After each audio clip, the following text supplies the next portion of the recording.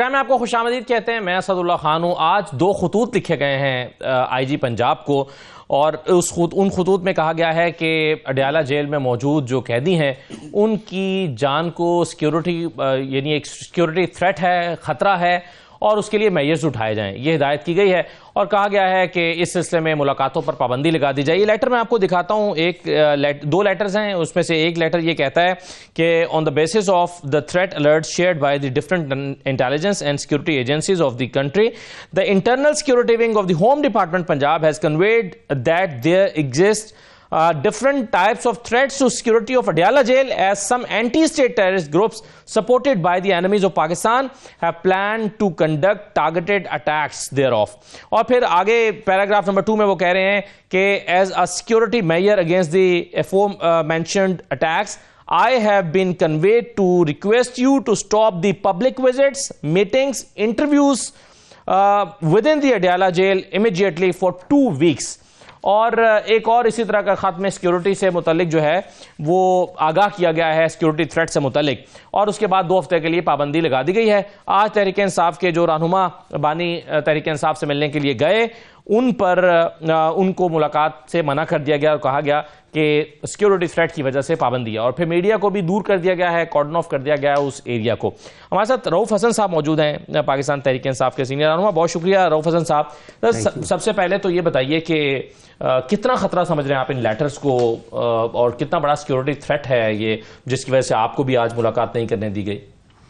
Thank you Asad, آپ نے بلایا مجھے.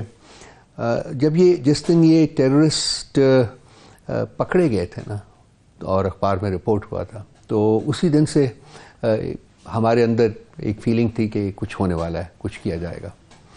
تو میرا نہیں خیال کہ وہ ٹیررزم کا جو تھریٹ تھا جو انہوں نے شو کیا تھا کہ ٹیررسٹ پکڑے ہیں وہ جینون تھا. ہماری ایک کنسنسس ہے کہ وہ نہیں تھا. حالانکہ ہم نے اس کے بعد عمران خان صاحب کی لائف کے بارے میں, ان کی جو سیکیورٹی ہے اور سیفٹی ہے اس کے بارے میں اپنا ایک بیانیہ جاری کیا تھا, لیکن اسی دن سے ہمیں شک تھا کہ یہ کسی اور چیز کا پیش خیمہ ہوگا, اور وہی ہوا آج. اب اس کے محرکات کیا ہیں؟ کیوں ان کو 2 ہفتے تک ان کمیونیکاڈو رکھنا چاہتے ہیں ورچوئل سالیٹری کنفائنمنٹ میں؟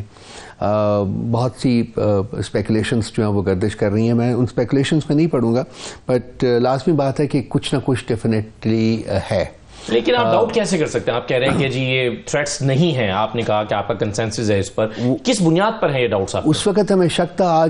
آج اس 2 ہفتے کے بیانیے کے بعد میرا خیال ہے کہ وہ شک ہمارا جو ہے نا وہ یقین میں بدل گیا ہے کہ ہاں یہ کسی چیز کا پیش خیمہ ہے. کیا ہوگا یہ میرا خیال آئندہ 2 ہفتوں میں پتہ چل جائے گا. ہمیں خان صاحب کی سیفٹی اینڈ سیکیورٹی کا شدت سے اس کے بارے میں ہمیں بہت پریشانی ہے. آج ہم لوگ بیٹھے بھی ہوئے تھے, ساری سینئر لیڈرشپ بیٹھی تھی اور ہم نے سارا کچھ ڈسکس کیا ہے. ہم کورٹ میں تو جا رہے ہیں, اسٹریٹ اوے ہم جائیں گے, لیکن انفارچونیٹلی کورٹس جس طریقے سے رسپونڈ کرتی رہی ہیں وہ کوئی اتنا زیادہ انکریجنگ نہیں ہے ہمارے لیے. بہر صورت ہم دروازے کھٹکھٹاتے رہیں گے, دیکھتے ہیں کہ کیا ہوتا ہے. آپ یہ چاہتے ہیں کہ ملاقاتوں پر پابندی نہ لگے؟ نہیں, ہونا ہی نہیں چاہیے. تو ان کا ایک بنیادی حق ہے جس کے تحت وہ مل سکتے ہیں اور لوگ ان کو مل سکتے ہیں. ان کے لائرس نے ان کو ملنا ہے, اتنے مقدمے ہیں, وہ ساری پٹیشنز. لیکن ڈاکٹر صاحب کیا ہوگا اگر خدا نہ خواستہ یہ تھریٹس جینون ہوئے اور خدا نہ خواستہ کچھ ہوتا ہے, تو پھر آپ کہیں گے کہ آپ نے میجرز کیوں نہیں لیے, اور آج میجرز لیے گئے تو آپ کہہ رہے ہیں کہ نہیں یہ تو تھریٹس جینون نہیں ہے. دیکھیے, یہ تھریٹس کو بیٹ کرنے کے لیے اس قسم کی ڈراسٹک میشرز نہیں لیے جاتے. وہ جو ہزارہ لوگ جو بیٹھے ہوئے ہیں وہاں جو سیکیورٹی کے ہیں, جو کہ اڈیالہ جیل کی رکھوالی کرتے ہیں, تو کیا وہ انکمپیٹنٹ ہیں؟ اگر وہ انکمپیٹنٹ ہیں تو ان کو ریموو کریں اور کمپیٹنٹ لوگ لے کے آئیں. اور اگر جو کوئی انٹیلیجنس بیسڈ آپ کے پاس انفارمیشن ہے تو اس کی بھی کلا کما کرنے کے بڑے اور طریقے ہوتے ہیں, رادر دین کہ جی آپ کمپلیٹ ایک کلیمپ ڈاؤن کر دیجیے, بلینکٹ کلیمپ ڈاؤن آپ نے کر دیا کہ جی نہیں مل سکتے ہیں. دیکھیے, خان صاحب کے اوپر پریشر ہے. میں آپ سے بات کر لیتا ہوں. خان صاحب کے اوپر پریشر ہے کیونکہ جو پاورز دیٹ بی ان کو یہ شک ہے, بلکہ یقین ہے کہ جی خان صاحب کی جو ذات ہے وہ بہت سے کراؤڈز جو وہ پل کر سکتی ہے. اور اگر وہ باہر نکلے یا ان کی کوئی بیل ہو گئی, جس کو کہ کافی عرصے سے ڈینائی کیا جا رہا ہے. ہماری جو پٹیشن ہے وہ بہت پہلے لگ جانی چاہیے تھی, لیکن انفارچونیٹلی نہیں لگی ہیں. تو اس لیے وہ یہ اتنی سی جو ایک منسکیول قسم کی ایکسپوجر تھی نا, اس کو بھی بند کرنے کی کوشش کر رہے ہیں, تاکہ بالکل ہی وہ ان کا جو ایک اپنا ان کو جو تھریٹ ہے اپنی ان کی ہیجمنی کو, ان کی جو انہوں نے ایک انکانسٹیٹیوشنل اور انلیگل کنکاکشن جو ان پلیس کی ہوئی ہے اس وقت ملک میں, اس کو جو سو کالڈ پرسیو تھریٹ ہے وہ ختم کرنا چاہتے ہیں, تاکہ خان صاحب جو ہے وہ نہیں. لیکن ڈاکٹر صاحب جو اگر آپ کہہ رہے ہیں کہ کہیں بیلز نہ ہو جائیں, ان کی ضمانتوں کے ڈر کی وجہ سے ان پر یہ پابندی لگائی گئی ہے کہ وہ ملاقاتیں نہ ہوں, لیکن آپ بھی سمجھتے ہیں کہ بیلیں ان کی اس طرح سے تو شاید اس سے ملاقاتیں ہونے یا نہ ہونے سے تو کوئی فرق نہیں پڑتا, انہیں وکیل ملیں گے تو بیل ہو جائے گی, وکیل نہیں ملیں گے تو بیل نہیں ہوگی. Is that so simple? دیکھیے کافی حد تک اسی طریقے کی چیزیں. دیکھیں بیلز کو زبردستی ڈینائی کیا جا رہا ہے بہت دیر سے, ہمارے کیسز نہیں سنے جا رہے, ہماری پٹیشنز نہیں لگ رہی, ہائی کورٹ لیول کے اوپر نہیں لگ رہی ہیں. اور اس کی وجہ کیا ہے, کیوں نہیں ہماری سنوائی ہو رہی, کیوں نہیں عدالتیں جو وہ ہمیں انصاف مہیا کر رہی ہیں, جس کے مطلب ہم ایک پولیٹیکل پارٹی کی حیثیت سے ان کے پاس جاتے ہیں. تو لازمی بات ہے اس کے پیچھے کوئی نہ کوئی ایک تھاٹ پروسیس تو ہے نا, کہ اس کو ابھی نہیں بیل دینی کیونکہ یہ شخص, یہ کیا محرکات ہے, کیا وجوہات ہیں, کیا ایک نارمل کنٹری میں جہاں کہ ایک نارمل قسم کی لیڈرشپ موجود ہو, ایک نارمل قسم کی سوچ موجود ہو, کیا اس قسم کے ڈراسٹک میجرز لے جائیں؟ سمجھ نہیں پا رہا کہ 2 ہفتے کی پابندی سے پھر کیا ہوگا. اگر پابندی لگنی ہے تو پھر ہو سکتا ہے یہ تو پھر مستقل پابندی ہونی چاہیے. اس کے بعد دیکھیے کہ کیا ہوگا نا, ابھی تو یہ 2 ہفتے کی شاید شروعات ہیں, اب اس کے بعد دیکھیے کہ کیا ہوتا ہے, ان 2 ہفتوں میں کیا ہوتا ہے, اس کے بعد کیا کرتے ہیں, کیا اس پابندی کو ایکسٹینڈ کرتے ہیں, نہیں کرتے, کیا کرتے ہیں, ڈیپینڈ کرتا ہے بہت سارے فیکٹرز کے اوپر جو آپ کو آئندہ چند دنوں میں نظر آ جائیں گے.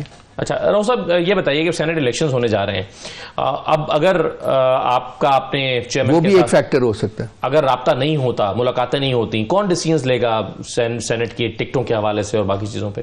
دیکھیے جو کور کمیٹی ہے ہماری وہی فیصلہ کرے گی, اور کیونکہ خان صاحب کے ساتھ تو اگر 2 ہفتے تک نہیں ہے تو میرا خیال ہے کہ جمعرات کو شیڈیول آ رہا ہے, اور اس کے بعد 2 یا 3 دن ملا کرتے ہیں نامینیشن پیپرز جمع کرانے میں, تو وہ بھی ایک آج جو ہم بیٹھے ہوئے یعنی آج سے 2 ہفتے 27 تاریخ کو ہوں گے, تو اس سے پہلے سارا کچھ سینٹ کا ہو چکا ہوگا, مطلب سبمیشن نامینیشن فارمز جا چکے ہوں گے, کینڈیڈیٹس نے وہ اپنی پرائیورٹی لسٹ جو ہے وہ. کیا اس سے کوئی فرق پڑے گا کہ ملاقات نہیں ہو پا رہی, تو کیا یا فیصلے ہو چکے ہیں آلریڈی کہ کن لوگوں کو سینیٹرز آنا ہے؟ دیکھیے کچھ انپٹ ہے, لیکن مطلب فیصلے تو بھی ہونے تھے, اور لاسٹ ٹائم بھی جب ہمارے انٹر پارٹی الیکشن میں اور باقی سنوں میں بھی بہت مشکلات ہمیں پیش آئی ہیں ان کے ساتھ جا کے اپنے جو معاملات ہیں وہ ڈسکس کرنے میں. حالانکہ اس میں ہائی کورٹ کا بھی فیصلہ ہے, ہائی کورٹ کی بھی ڈائریکٹیوز ہیں کہ جی ہفتے میں کم از کم آپ 2 دفعہ ملاقات کرائیں, وچ از ٹیوزڈے اینڈ تھرسڈے کو. تو میں کتنی دفعہ جا چکا ہوں, آج بھی میرے پاس کورٹ آرڈر تھا, میں گیا ہوں وہاں اور نہیں ملنے دیا انہوں نے. تو آج تو یہ 2 ہفتے کا کلیم ڈاؤن بھی ہو گیا ہے, بلینکٹ کلیم ڈاؤن ہوا ہے. تو ہمیں مطلب جب سے خان صاحب کو اریسٹ کیا وچ از ناؤ اباؤٹ 219 days, تو ہمیں یہ مشکلات تو پیش آتی رہی ہیں. ان سے ملنا ایک پرابلم تھا, وکیلوں کا ملنا پرابلم تھا, فیملی کا ملنا پرابلم تھا, اور مطلب مجھے میرا ذہن یہ کہتا ہے کہ یہ کسی اور چیز کا پیش خیمہ ہے, اور وہ میرا خیال ہے کہ چند دن میں ہمارے اوپر آشکار ہوگی وہ بھی. اچھا راؤ صاحب, ہم نے دیکھا کہ بشرا بی بی کو اڈیالہ میں رکھنے کی بجائے بنی گالہ میں رکھا گیا, ہاؤس اریسٹ کیا گیا. آپ کیا اس بات کا امکان دیکھتے ہیں کہ آنے والے دنوں میں سیکیورٹی تھریٹ کی وجہ سے خان صاحب کو اڈیالہ میں ان کو بھی نہ رکھا جائے اور ان کو بنی گالہ میں شفٹ کر دیا جائے, اور کیا یہ بہتر ہوگا؟ میں بہتر یا نہ بہتر کے اوپر تو کامنٹ نہیں کر سکتا, کیونکہ یہ تو خان صاحب ہی ڈیسائیڈ کریں گے کہ جی وہ جانا چاہتے ہیں کہ خان صاحب تھوڑی ڈیسائیڈ کریں گے کہ ان کو کہاں اریسٹ ہے. نہیں, مطلب یہ کہ وہ تو وہ دیکھیں گے نا کہ جی ان کے لیے بہتر ہے کہ نہیں ہے, بیکاز اس مسئلے کے اوپر ان سے کوئی بات ہوئی نہیں ہے, ٹھیک ہے. لیکن یہ بھی ایک اسپیکولیشن گردش کر رہی ہے, میں نے جو شروع میں آپ سے عرض کیا ہے کہ شاید ان 2 ہفتوں میں کوئی ان کو ریلوکیٹ کیا جائے. کہاں ریلوکیٹ کیا جاتا ہے یہ مجھے نہیں پتا اس وقت. بنی گالہ بہت سے لوگ کہہ رہے ہیں کہ بنی گالہ میں, لیکن اس کے علاوہ اور بھی لوکیشنز ہو سکتی ہیں. May be is a move from Islamabad, Pindi اسلام آباد پراکسیمیٹی, کہیں اور لے کے چلے جاتے ہیں ان کو. تو یہی چیزیں وہ ہیں جو کہ ابھی جن کا میں ابھی ذکر مطلب اسپیسیفکلی نہیں کر رہا, لیکن ہمارے ذہنوں میں گردش کر رہی ہیں وہ کہ جی کیا ہونے والا ہے. صحیح ہے. 23 مارچ کو ایک جلسے کا آپ نے اعلان کیا ہے. یہ جلسہ ایک ایسے وقت میں آپ کرنا چاہتے ہیں جب آپ چھوٹی چھوٹی ریلیز بھی نہیں کر پا رہے, یعنی آپ بغیر اجازت کے جب آپ ریلی کرتے ہیں, تو لاہور میں ابھی آپ نے مختلف احتجاج کیے تو اس میں گرفتاریاں عمل میں آئیں, تو آپ کیسے ایک جلسہ اناؤنس کر رہے ہیں بغیر تیاری کے, بغیر اجازت لیے؟ ہم جلسہ نہیں اناؤنس کیا, ہم نے سیلیبریشن اناؤنس کی ہے. सेलिब्रेशन और जलसे में बहुत फर्क है. क्या करेंगे उसमें सेलिब्रेशन में, जलसे की शक्ल? गेट टुगेदर समवेयर, कुछ लोग इकट्ठे होके, और वो चूंकि पाकिस्तान डे है, वो 23 मार्च का बहुत इंपॉर्टेंट दिन है, उस दिन पाकिस्तान रेजोल्यूशन पास हुआ था, तो हम उसको सेलिब्रेट करना चाहते हैं जेन्युइन स्पिरिट. तो वो हम लाजमी बात है कि कहीं गट करेंगे, जलसा नहीं है, जलसा नहीं है. चलें, वो किसी जगह पे इकट्ठ होगा, उससे कुछ लोग शायद तकरीर भी कर लेंगे, आप उसको जलसे का नाम ना दें, कुछ और नाम दे लें. बिल्कुल तकरीर करेंगे, बिल्कुल करेंगे, मैं आपसे शेयर कर सकता हूँ, बिल्कुल तकरीर करेंगे, हम सेलिब्रेट करेंगे पाकिस्तान डे पूरी जोश और खरोश के साथ सेलिब्रेट उसके करेंगे. लिए आपको इजाजत लेना होगी. जलसा नहीं है. वो देखते हैं हम कि कहाँ, अगर हमें किसी ओपन स्पेस में करना है तो फिर हम इजाज़त लेंगे, अगर हम किसी ओपन स्पेस में नहीं करनी तो वो नहीं. दूसरी बात है कि इजाज़त अगर हमने अप्लाई करते हैं तो हमें मिलनी तो है नहीं है. हाँ. वो तो एक ट्रेडिशन बनी हुई है, हमें आज तक कोई एक इजाज़त नहीं मिली कोई काम करने की. तो देखते हैं हम, आप एक जो कस्टमरी होता है कि जी हम अपने डीसी को अपनी एप्लीकेशन भेज देंगे, जो डिस्ट्रिक्ट एडमिनिस्ट्रेशन है उन्होंने इनकार ही करना है, लेकिन मतलब अब हमने फैसला किया है तो हम करेंगे, डेफिनेटली करेंगे.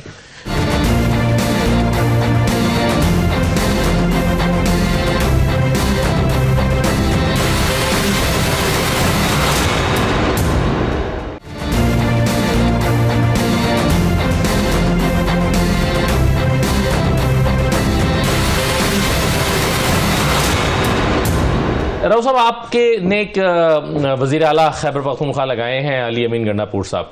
अली अमीन गंडापुर साहब के खिलाफ एक दरखास्त आई है, एक शहरी लेकर आए हैं और उन्होंने कहा कि जी इन्होंने 2020 में अपने कुछ असासे छुपाए थे और इनको नाअहल किया जाए. अब नाअहली की दरखास्त जो है वो समाअत के लिए मुकर्रर हो गई है. 26 तारीख के लिए उनको नोटिस जारी हो गए हैं अली अमीन गंडापुर साहब को. अली अमीन गंडापुर साहब पर नाअहली की तलवार लटक रही है.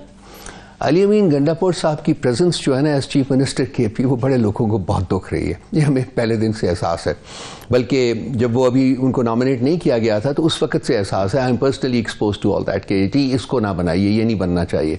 तो इस किस्म की स्पेकुलेशन थी, लेकिन तो फिर क्यों बनाया हमने? Because he deserved it. President है वो, प्रोविंशियल प्रेसिडेंट है और उन्होंने बहुत काम किया पार्टी के लिए. He is a devoted follower.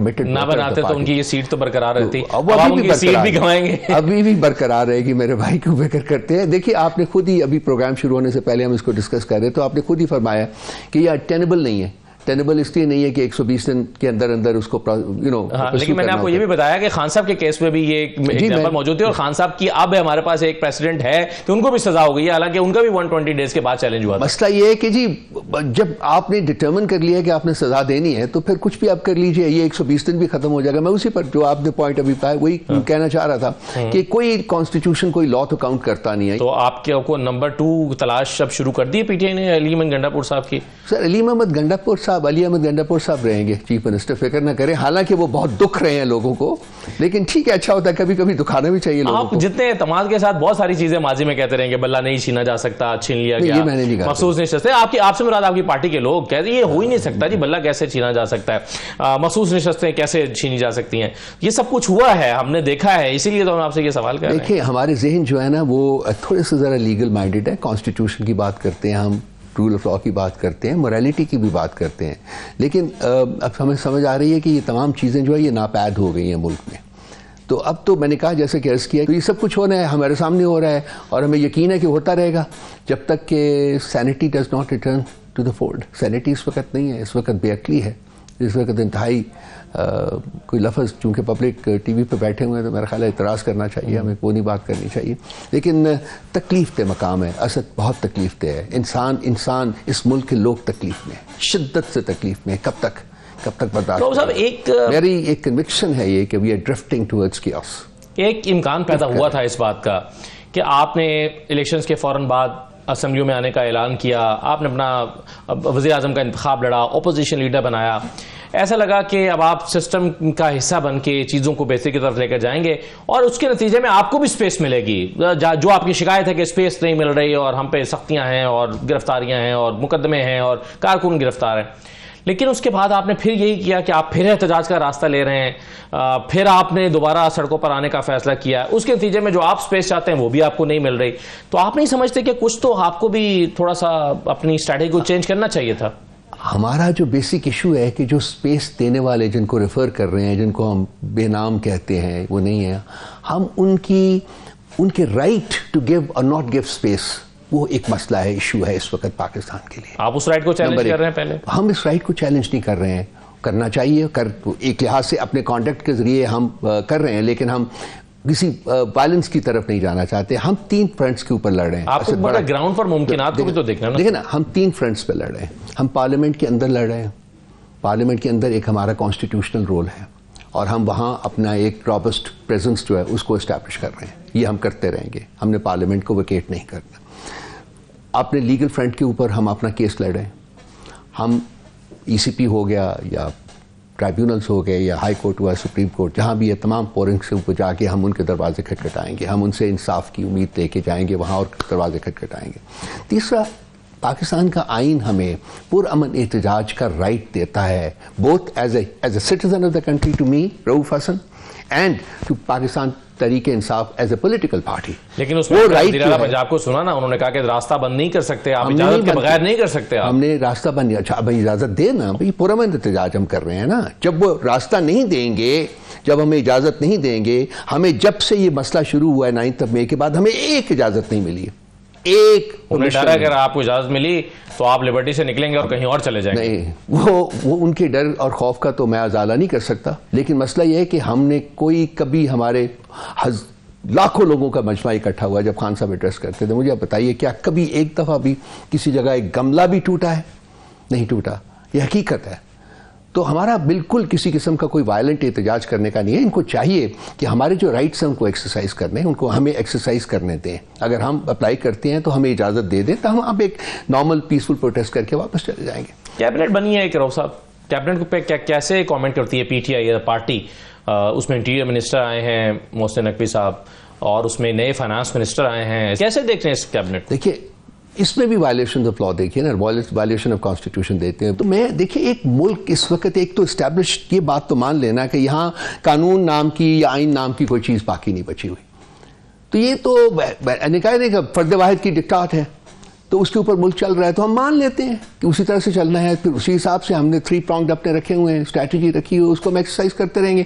ہم نے دیکھیے اسٹرگل تو گیو اپ نہیں کرنی ہے نا، ہمارے پاس آپشن کوئی نہیں ہے. ہم نے تو جدوجہد جاری رکھنی ہے، اور جدوجہد جاری رکھنی ہے. ہم نے تینوں فرنٹس پہ جاری رکھی ہوئی ہے. ہم قانون کو ہاتھ میں نہیں لے رہے، ہم آئین کو وائلیٹ نہیں کر رہے، ہم کسی اور وائلنس کی طرف نہیں جا رہے.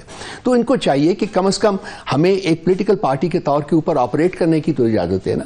وی are not going to beg them for it. Basically اگر وہ ہمیں نہیں دیں گے تو ہم ایکسرسائز کریں گے اپنا رائٹ. کیا آپ کسی جماعت کے ساتھ مل کر یا دیگر جماعتوں کے ساتھ مل کر گرینڈ الائنس بنانے کا ارادہ رکھتے ہیں؟ جی بالکل. میرا خیال لاسٹ پروگرام میں بھی ہم نے بات کی تھی. وہ ایک پلیٹ فارم ہے جو ہم we are trying to piece together, اور یہ تمام جو چھوٹی پولیٹیکل پارٹیز ہیں اس کے اوپر ان پرنسپل راضی ہو چکی ہوئی ہیں. اور میرا خیال ہے کہ عنقریب آپ سنیں گے کہ ہم مولانا فضل الرحمان اور رؤوف حسن ایک ہی اسٹیج سے خطاب کریں گے. مولانا فضل الرحمان صاحب کے بارے میں تو میں کچھ نہیں کہہ سکتا ابھی، لیکن باقی بہت سارے لوگ ہیں جو گرینڈ الائنس میں مولانا فضل الرحمان بھی، ان کی جماعت بھی تو آئی رہی ہے. وہ بھی آ جائے. اگر دیکھیں ایک ہمارا کیا ہے، ہمارا اپروچ یہ ہے کہ منیمل کنسنسس ہو ایجنڈا کے اوپر کہ ہم نے کیا کرنا ہے.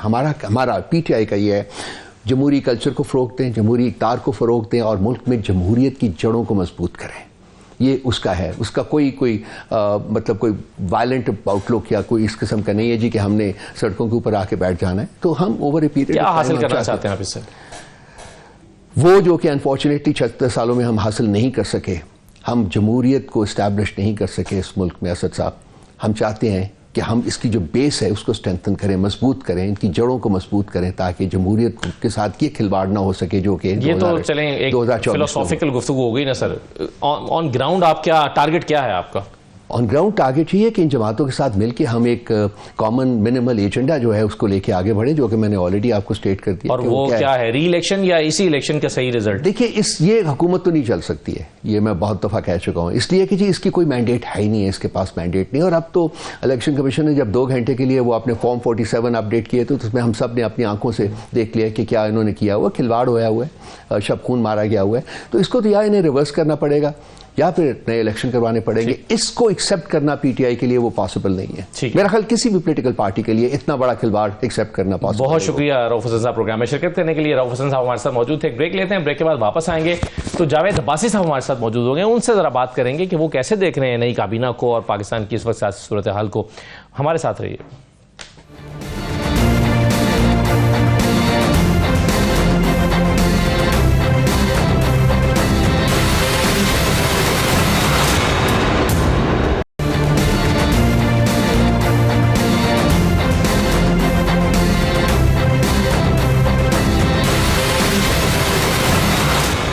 پاکستان کے سینئر سیاستدان جاوید عباسی صاحب ہمارے ساتھ موجود ہیں. آپ کی آخری جو جماعت تھی جس سے لاسٹ ٹائم آپ سیاست کرتے تھے وہ مسلم لیگ نون تھی، لیکن حالیہ جو انتخابات ہوئے ہیں اس میں آپ نے آزاد حیثیت سے حصہ لیا ہے اور پاکستان کی موجودہ جو سیاسی صورتحال ہے اس پر آج کل کافی کنسرن دکھائی دیتے ہیں. تو آج ہم نے دعوت دیا جاوید عباسی صاحب کو. بہت شکریہ عباسی صاحب. سر کابینہ بنی ہے ایک، میں یہیں سے شروع کرنا چاہتا ہوں ذرا. اگرچہ یہ جو کابینہ ہے پی ڈی ایم کی حکومت کے تقریباً 13 کے قریب منسٹرز وہی ہیں جو ریپیٹ ہو کر آئے ہیں، آپ کیسے دیکھ رہے ہیں اس کابینہ کو؟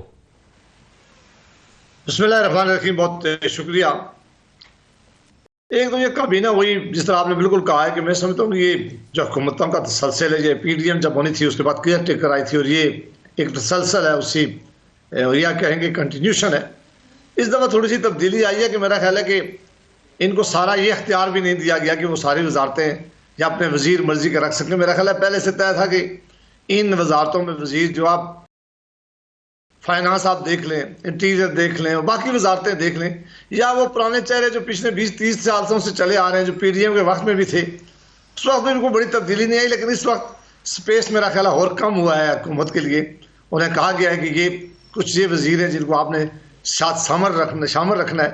بہرحال بھائی صاحب اس کا ایک نون لیگ کے لوگ اس کا ایک مثبت پہلو دیکھ رہے ہیں اس ریپیٹیشن کا. وہ سمجھتے ہیں کہ انہی منسٹرز نے پہلے بھی کام کیا ہوا ہے. جیسے احسن اقبال صاحب کو پتا ہے کہ پلاننگ کیسے چلانی ہے، اسی طرح سے اور لوگوں کو پتا ہے، یعنی خواجہ آصف صاحب کو پتا ہے کہ دفاع میں اور دفاعی پیداوار میں کیا کرنا ہے. تو یہ تو وہ سمجھتے ہیں کہ اچھی بات ہے کہ ریپیٹ ہو کر آئے ہیں، پہلے سے ان کو تجربہ ہے اور اسی کام کو آگے بڑھائیں گے.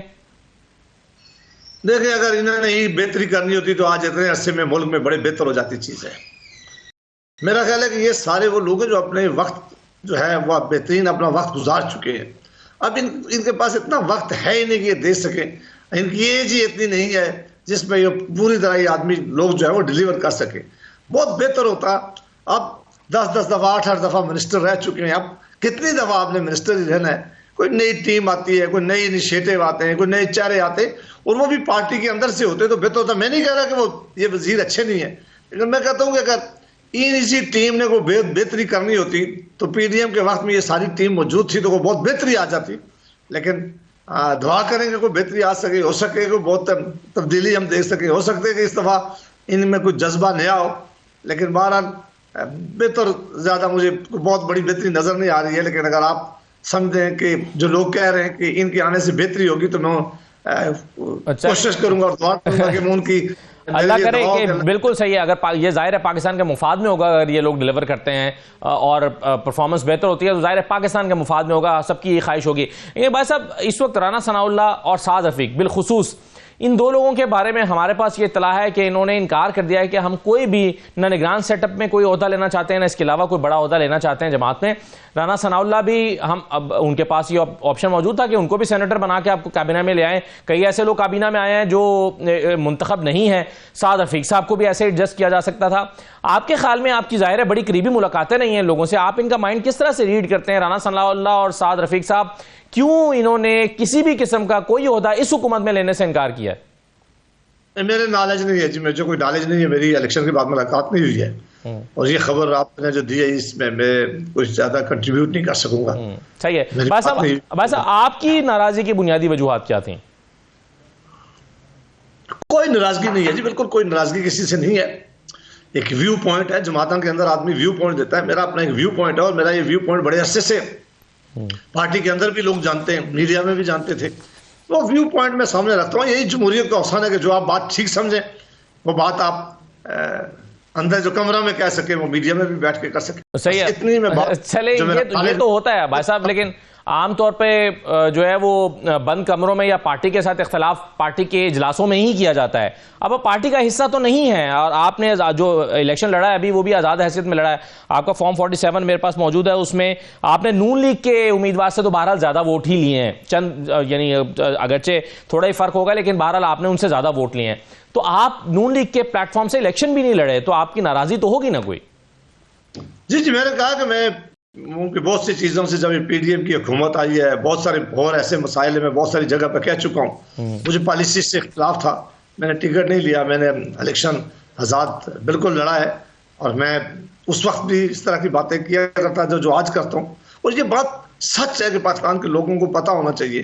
سچائی کیا ہے، ہم سوچ کیا رہے ہیں. اور وہ بالکل آپ نے ٹھیک کہا کہ پارٹی کے اندر ایک زمانے میں میٹنگز ہوا کرتی تھی، وہ بہت زمانے سے ہماری جماعتوں کے اندر یہ رواج اب ختم ہو گیا ہے. اب پارٹیوں کے اندر بادشاہیت ہے، نہ کوئی میٹنگ ہوتی ہے، نہ کوئی ڈسکشن ہوتی ہے، نہ ایون کسی ایشو پہ وہ بلا کر کنسرن کرتے ہیں. یہ چند لوگ بیٹھتے ہیں، وہ اپنی مرضی کا فیصلہ کر لیتے ہیں، فیصلہ کرنے کے بعد وہ آپ کے ذریعے یا میڈیا کے ذریعے نشر کر دیتے ہیں، اور پھر ساری جماعتوں کے لوگوں کو کہا جاتا ہے کہ آپ لائن میں کھڑے ہو جائیں اور جو حکم آیا ہے اس کی حکم جو ہے وہ اس کے مطابق کام کریں. بہرحال جن لوگوں کو یہ نوکری پسند ہے، جو لوگ سمجھتے ہیں کہ یہی نوکری کرنی ہے، ان کے لیے اچھا ہے، وہ بھی کر سکتے ہیں. کچھ ہماری طرح لوگ ہیں جو کہتے ہیں نہیں، ہم سیاسی ورکر ہونا تو ہمارے لیے باعث فخر ہے، لیکن غلامی ہمیں قبول نہیں ہے وہ کسی میں جماعت کے اندر ہو، کیونکہ ہم اپنی ایک آزاد رائے رکھتے ہیں، ایک آواز رکھتے ہیں، ایک رائے دیتے ہیں، اور یہ ہی انٹرسٹ ہے پاکستان کے اندر جو ہم ٹھیک سمجھے اسے ٹھیک ہے، اس لیے ہم نے اپنی ایک آواز اٹھائی ہے. صحیح ہے بھائی صاحب. نون لیگ اگرچہ وفاق اور پنجاب میں حکومت بنانے میں تو کامیاب ہو گئی ہے، لیکن اس کے باوجود ایک بہت بڑا دھچکا لگا ہے. یہ نواز شریف صاحب وزیر اعظم بننے کے لیے آئے تھے اور وزیر اعظم نہیں بن سکے. آپ نے خود اشارہ کیا کہ کئی منسٹرز ایسے ہیں جو نون لیگ کی مرضی سے ہی کابینہ میں نہیں آئے، یعنی اس کا مطلب یہ ہوا کہ کیا نون لیگ اپنی مرضی سے کابینہ ہی نہیں بنا پا رہی ہے. پھر بہت سارے منسٹرز ایسے ہیں جن پر الزام یہ ہے کہ وہ فارم 45 اور فارم 47 کے فرق کی وجہ سے پارلیمنٹ میں آئے اور پھر وزیر بنے. پنجاب میں بھی صورتحال یہی ہے. خود مریم صاحبہ کے مد مقابل امیدوار کا دعویٰ یہ ہے کہ وہ جیتے ہوئے ہیں، شہباز شریف کے مد مقابل امیدوار کا یہی ہے. آپ کے خیال میں حالیہ انتخابات میں نون لیگ کو کتنا بڑا دھچکا لگا ہے، اور کیا حکومت بن جانے سے وہ جو دھچکا ہے وہ کور ہو سکتا ہے، وہ نقصان کور ہو سکتا ہے؟ نہیں جی، میرا نہیں خیال کہ یہ کور ہونے والا ہے. یہ حکومت لے کے ایک دوسری بڑی غلطی کی گئی ہے.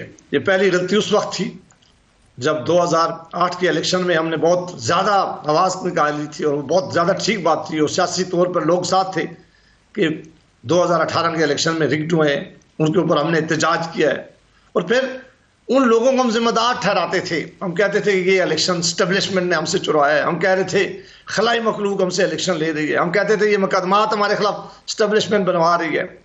وہ بیانیہ تھا ووٹ کو عزت دو. ہم سول سپرمیسی کی بات کرتے تھے، ہم آئین کی بالادستی کی بات کرتے تھے. ہم کہتے تھے آپ فیصلے سارے پارلیمان کے اندر ہوں گے، اور ہم کسی طور پر وہ لوگ جو نظریے کے ساتھ کھڑے نہیں ہوں گے اپنی جماعتوں میں شامل نہیں کریں گے. لیکن پھر وہی وقت آیا کہ جب ہمیں حکم ملا کہ ہم آپ ووٹ آف نو کانفیڈنس کریں اور ہم آپ کو حکومت دیں گے، اس وقت ہم نے اپنا نظریہ بھی قربان کر دیا. ہم نے اپنا جو ووٹ کو عزت دینی تھی وہ بھی قربان کر دی. ہم نے جو کہی تھی کہ سیولین سپرمیسی ہوگی اس کا بھی خیال نہیں رکھا، اور نہ پھر پارلیمان کی بالادستی کا ہم نے خیال رکھا ہے. پھر حکومت پی ڈی ایم کی بن گئی، اس میں ہم کو ڈیلیور نہیں کر سکے. وہ بہت مشکل حالات تھے، بہت ہی زیادہ نقصان کیا ہے ہم نے. انہوں نے جماعت کا بھی، اور کوئی جو کہہ رہے تھے کہ ہم خوشحالی لائیں گے، بہتری لائیں گے، قیمتوں کو بہتر کریں گے، ڈالر کو بہتر کریں گے، بدترین معاشی حالات اس وقت میں دیکھنے کو ملے. لہٰذا اس کے نتیجے میں پھر جماعت کو بہت بڑا نقصان ہوا ہے. کوئی سوچ سکتا تھا کہ پنجاب میں اس طرح ہمارا اس جماعت کے ساتھ مقابلہ ہوگا جو جماعت بہت کرائسس سے گزر رہی تھی، اس کے باوجود بھی بہت زیادہ نقصان ہوا. اور اب پی ڈی ایم کی حکومت آپ نے پھر ایک دفعہ اسی ایکسٹینشن کو دوبارہ لے لیا ہے. یہ بھی تو ہو سکتا ہے نا بھائی صاحب، یہ بھی تو ممکن ہے کہ زیادہ مشکل ہو گئی ہے کہ آپ نے وزیر بھی مرضی کے نہیں رکھنے، تو اب آپ کیا ڈیلیور کرتے ہیں؟ تو میرا خیال آگے بھی جا کر ریکوری سے زیادہ نقصان بڑا میں دیکھ رہا ہوں. نہیں، مگر یہ بھی تو ہو سکتا ہے نا، آپ نقصان دیکھ رہے ہیں مگر یہ اپرچونٹی بھی تو ہو سکتی ہے اس حکومت کے لیے. مثلا پنجاب میں مریم نواز نے حکومت بنائی ہے، جیسے بھی بن گئی ان کی حکومت، مگر بن گئی. اب ہو سکتا ہے وہ اتنا اچھا پرفارم کریں، اتنا اچھا ڈیلیور کریں کہ اگلے الیکشن میں جینوئنلی لوگ ان کو ووٹ دے دیں. دیکھیں گے، بہت اچھی بات ہے. اب اگر آپ اللہ کرے ایسا ہو سکے تو پاکستان کی خوشحالی کے لیے کون خفا ہوگا؟ ہم کہتے ہیں کہ پاکستان کے لوگوں کے لیے بہتری ہو، پاکستان کے لوگ خوشحال ہوں، صوبے میں خوشحالی آئے. میں ذاتی طور پہ ابھی تک کچھ چیز دیکھ نہیں رہا. میری نظر میں یہ ایسے بڑے مسائل ہیں اکانومی کے، یہ بہت مسائل ہیں جو بھی IMF کے پاس جانا ہے، یہ بہت بڑے مسائل ہیں. اس طرح کی جو اتحادی حکومتیں ہوتی ہیں وہ ابھی ایک مہینہ 2 مہینے تو نہیں، پھر اس کے بعد ابھی وزارتوں پہ لڑائی ہو رہی ہے، ابھی وزارتوں کی بندر بانٹ ہو رہی ہے، ابھی یہ کہہ رہے ہیں کہ یہ عہدہ ہمیں دیں، ابھی بھی سارے لوگ اکوموڈیٹ نہیں ہو سکے. یہ لڑائیاں بڑھیں گی آگے چل کر. لہذا جب ملک میں ابھی الیکشن کے اوپر داندھی کے اوپر الزام لگ رہے ہیں، وزارتوں پہ لڑائی ہو رہی ہے، پارلیمان میں سخت لڑائی کھڑی ہے، ایک دوسرے کو چہرہ دیکھنے کے لیے ہم سارے تیار نہیں ہیں. ان حالاتوں میں میں بہت مشکلات دیکھ رہا ہوں کہ پاکستان کی اکانومی میں بہتری آئے یا خوشحالی میں بہتری آئے انلیس کہ یہ جو بڑے ایشو ہیں ان کو ایڈریس نہ کیا جائے.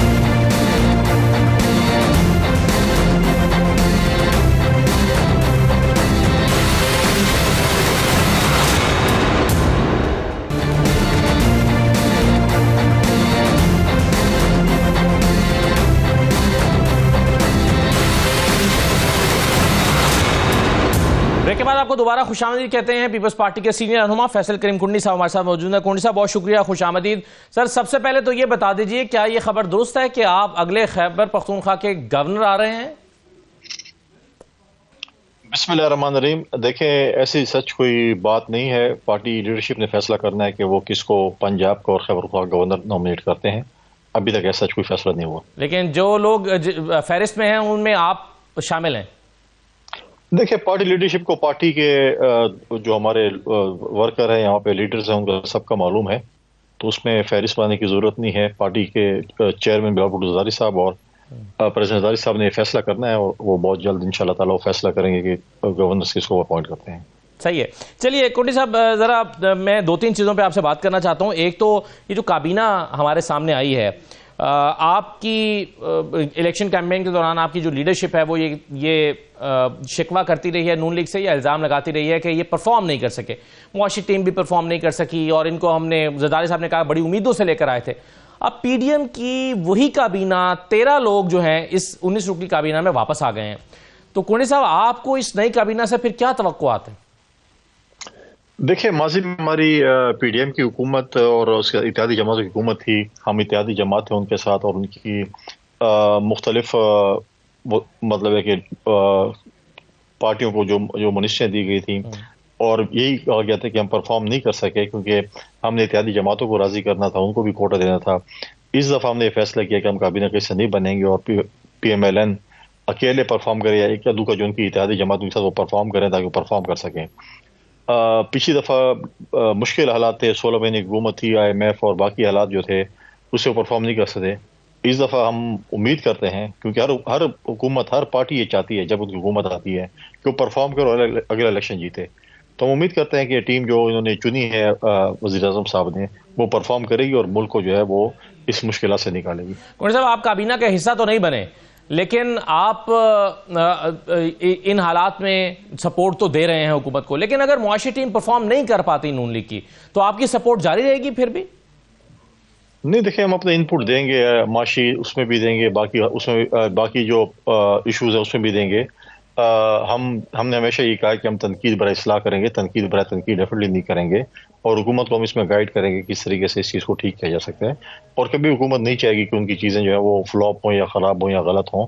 لہٰذا میں سمجھتا ہوں کہ ایک اچھا انپٹ دیں گے جہاں پہ ہمارے پریزیڈنٹ زرداری صاحب اس وقت پریزیڈنسی میں بیٹھے ہوئے ہیں, وہ بھی ایک بڑا رول اس کے اندر پلے کریں. تو میں سمجھتا ہوں کہ اچھا ہوگا, خیر کی امید رکھتے ہیں. لیکن کنڈی صاحب ابھی کچھ عرصہ پہلے زرداری صاحب نے ایک انٹرویو میں کہا تھا کہ میں ان کو بڑی امیدوں کے ساتھ شہباز شریف صاحب کو لے کر آیا, وزیر اعظم بنوایا, سپورٹ کی, لیکن یہ لکیر کے فقیر ہیں یا آؤٹ آف دا باکس نہیں سوچتے, یہ تبدیلی نہیں لا سکتے. بلاول صاحب بھی کنونس تھے پوری کیمپین میں, ہم نے دیکھا.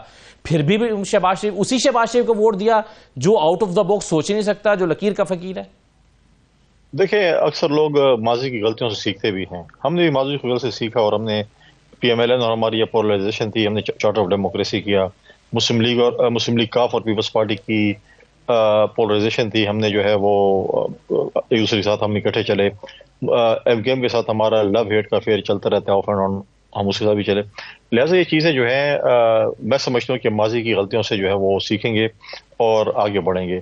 اور میں پوری دیکھیں اگر وہ اس میں جس طریقے سے ٹف الیکشن لڑے ہیں, جس طریقے سے اس سچویشن سے گزرے ہیں, تو میں سمجھتا ہوں کہ چیزوں کو بہتری کی طرف. آپ یہ جو امید ظاہر کر رہے ہیں, آپ یہ نون لیگ کے لیے اور شہباز شریف کے لیے امید ظاہر کر رہے ہیں کہ وہ ماضی کی غلطیوں سے سیکھیں گے اور آگے بڑھیں گے, انہیں کا کہہ رہے ہیں نا آپ؟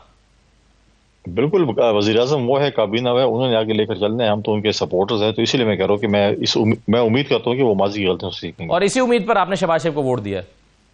دیکھیں ہمارے پاس آپشن نہیں تھی. مجھے بتائیں کیا آپشن تھی ہمارے پاس. دیکھیں 3 جماعتیں تھیں جن کو مینڈیٹ سپوز ملا. ایک پی ٹی آئی جو کہ سنی اتحاد کونسل ہے, پھر پی ایم ایل این ہے, پھر پاکستان پیپلز پارٹی ہے. سنی اتحاد کونسل کے ساتھ بات چیت نہیں کرنا چاہتی تھی, سوائے پیپلز پارٹی اور پی ایم ایل این کے سب کے ساتھ بات چیت کرنا چاہتی تھی. اس کے بعد پی ایم ایل این اور پاکستان پیپلز پارٹی بچے. اگر ہم پی ایم ایل این کو ووٹ نہ کرتے اور اپنا جو ہے وہ کینڈیڈیٹ لانچ کرتے تو ہم اپوزیشن میں بیٹھتے. اپوزیشن کا مطلب یہ ہے کہ ہم جو ہے دوبارہ اس ملک میں الیکشن کرواتے. لہٰذا کوئی آپشن نہیں تھی. آپشن جب نہیں تھی تو ہم نے ڈیفینیٹلی جب آپ پارلیمنٹ میں آتے ہیں تو آپ کو جو ہے وہ فیصلے کرنے پڑتے ہیں. تو ہمیں پی ایم ایل این کو سپورٹ کرنا پڑا اور پی ایم ایل این نے شہباز شریف کو اپنا کینڈیڈیٹ, پہلے نواز شریف صاحب کینڈیڈیٹ تھے, پھر انہوں نے کہا نہیں ہمارے شہباز شریف صاحب کینڈیڈیٹ ہوں گے, تو اپنے کینڈیڈیٹ شہباز شریف صاحب کو لے کر آئے.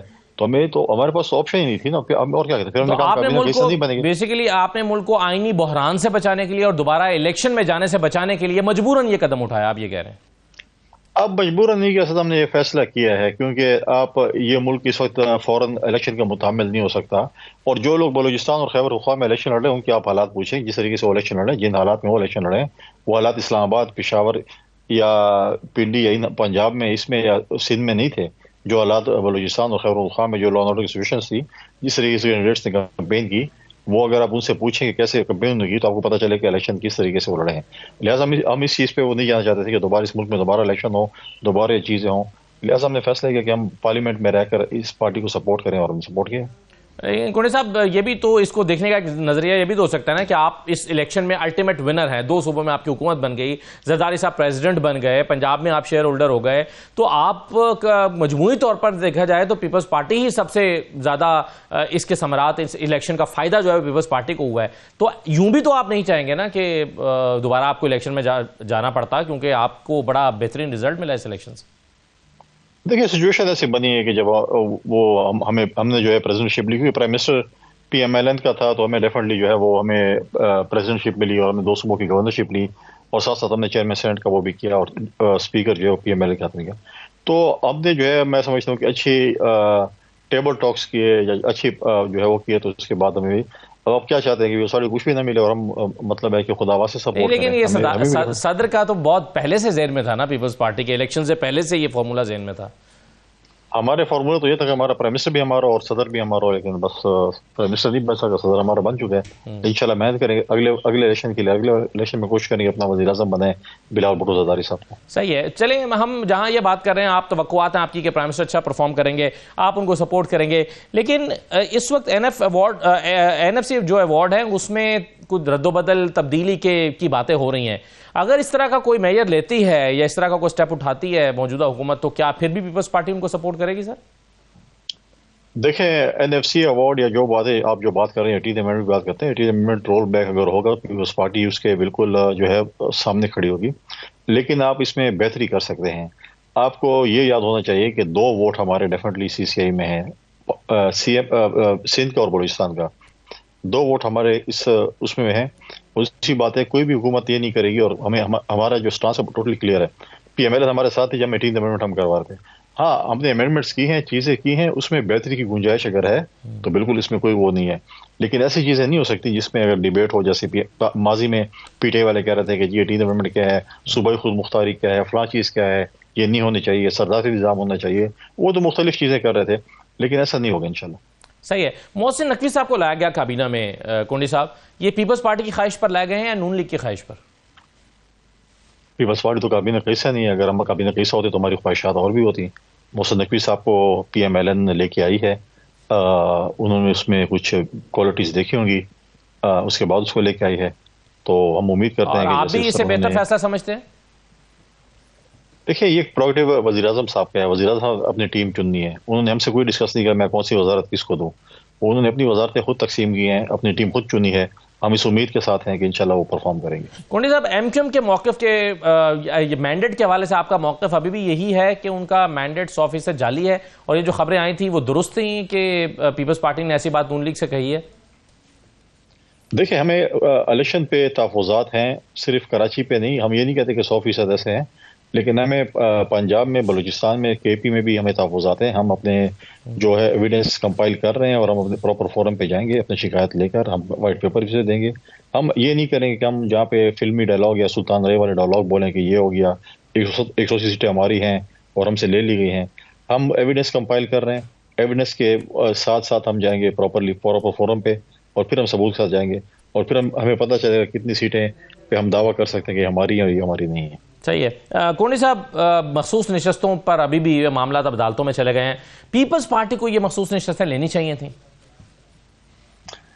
دیکھیں پیپلز پارٹی کی بات نہیں ہے. مخصوص نشستوں پہ جب بات ہوئی تو اس میں یہ تھا کہ جس پولیٹیکل پارٹی نے اپنے ریزرو سیٹ پہ مخصوص نشستوں پہ اپنے نامینیشن پیپرز جمع نہیں کرائے، انہوں نے لسٹ جمع نہیں کرائی، ان کو مخصوص نشستیں نہیں ملنی.